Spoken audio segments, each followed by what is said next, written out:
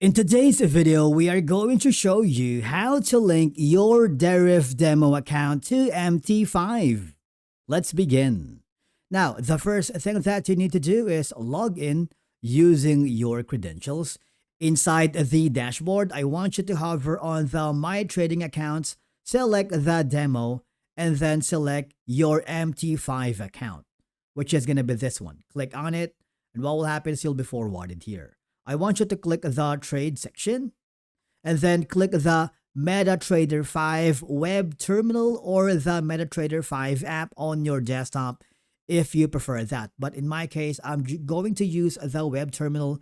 It'll be forwarded here. Now, this is where you can create and manage your MetaTrader 5 accounts. All you have to do is log in to connect to an account, which is going to be this one. Click the Connect account.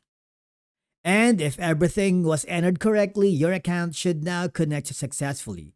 You will see your demo balance appear inside MT5 and you can now start practicing trades using virtual funds. And basically that's it for today's video on how you link your Deriv demo account to MetaTrader 5. Thank you so much for watching. We will see you in the next video.